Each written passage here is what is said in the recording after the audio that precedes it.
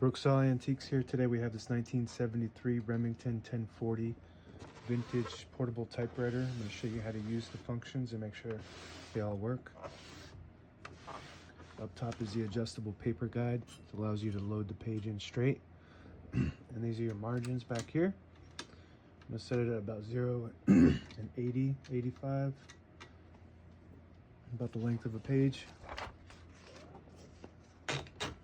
This is the paper bail that sits on top. Just want to tuck the page underneath that. And these rollers are adjustable too.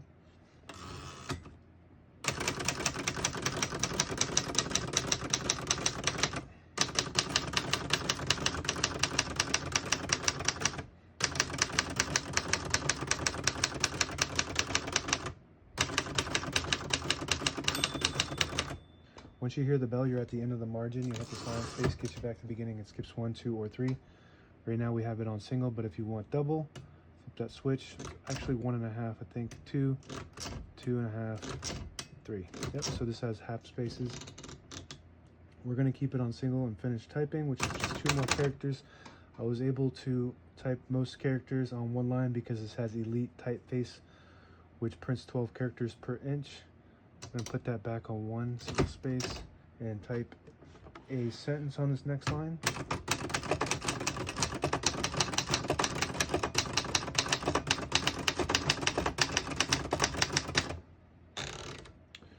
This typewriter is in excellent condition. It feels like it's barely ever been used and well preserved over the years. Comes with a nice case to store it in. Probably been in its case most of its life. Either that or just somebody took really good care of it. Really nice condition. To pull the page out easy, there's a switch on the right side. You flip it to the front and it unlocks the rollers underneath the platen, allowing you to pull the page out easy or load thicker paper like carbon copy or card stock. Make sure you flip that back before you load the next page or else it won't load correctly. A shift on each side and a shift lock on the left. To clear that, just hit the shift button again. Backspace is above that on the left. That works good. The tab is on the right. Right now I think we don't have any. So you just want to be careful. If you hit the tab and there's no tab set, it goes slamming all the way to the end, causing wear and tear on your typewriter. So you want to have one set around the middle. So I just push this dial down and there's an S there for set. And you hit the tab button and it stops at that spot. And you can set as many as you want. To clear it, you just push up on the C and it clears it. So now we got no tab set. We're just going to reset one there. That works good. When you get to the end of the margin, there's a locking mechanism so you can't print. And you hit this button here. There's 2 arrows, one going each direction. That's your margin release. That works good. It allows you to type past that block. On the right side here, we have the color selector switch. If you push it all the way down, you see a red dot there. It prints the bottom portion of the ribbon. Put it in the middle, it won't print at all. You put it on the bottom blue, it prints the top portion of the ribbon. That works good. That's for whenever you have a dual ribbon. Right now we have a solid black ribbon, but if you have a dual ribbon, the red would be on the bottom, and that's how you print the red ink.